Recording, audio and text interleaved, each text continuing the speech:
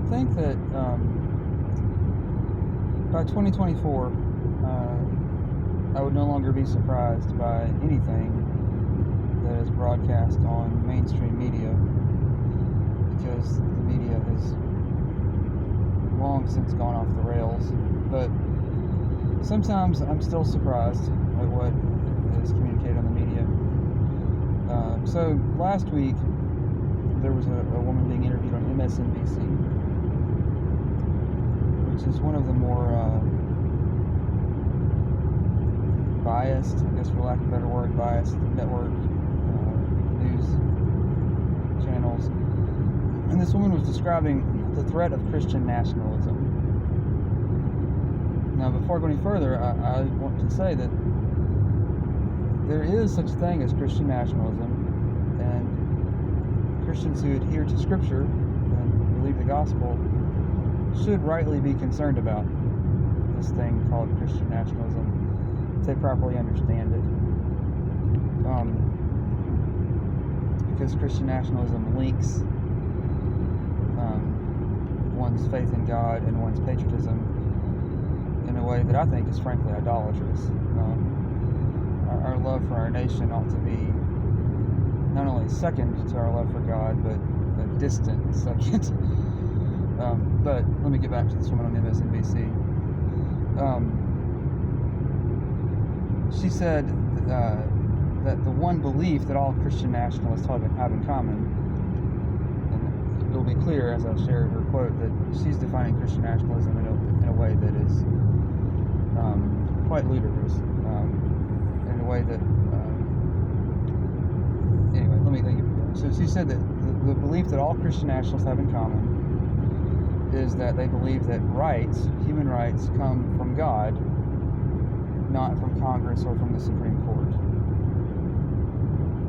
And she presents this as if this is like an identifying mark of these radical extremists, who are a threat to our country.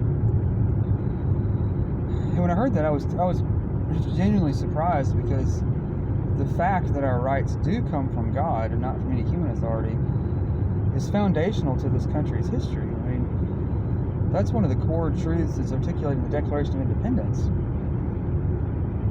by Thomas Jefferson, who wasn't a Christian nationalist. He wasn't even a Christian, but he believed in God, and he believed that our rights come from God. That's a fundamental belief. Our inalienable rights can't be taken away by any human authority because they don't come to us from any human authority. That's why they're inalienable. They can't be taken away because coming directly from God, only God has the right to take them away.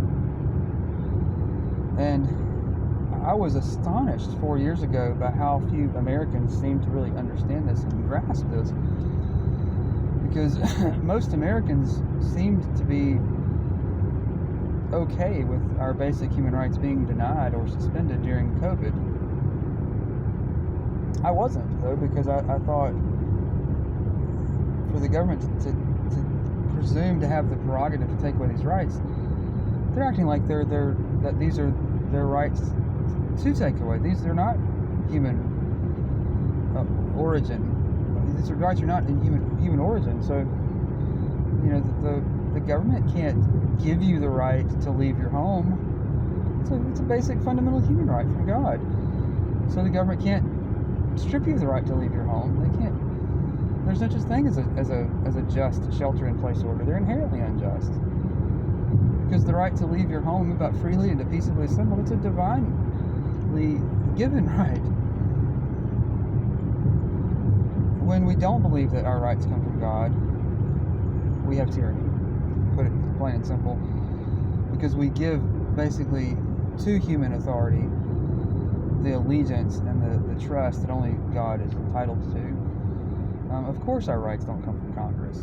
Of course our rights don't come from the Supreme Court. I mean, that's how communistic countries function. They believe that their own governments are the origin of their rights, and that's not true. Thank God it's not true.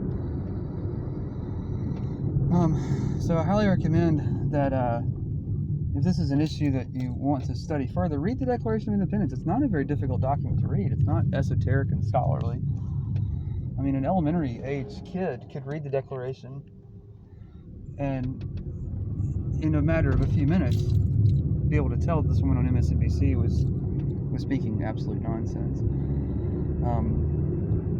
So don't fall for Christian nationalism because it's a bad ideology. And also don't allow people who don't know what they're talking about to mislabel you as a Christian nationalist. Because believing that your rights come from God does not make you a Christian nationalist. It makes you someone who's read the Declaration of Independence and has understood it.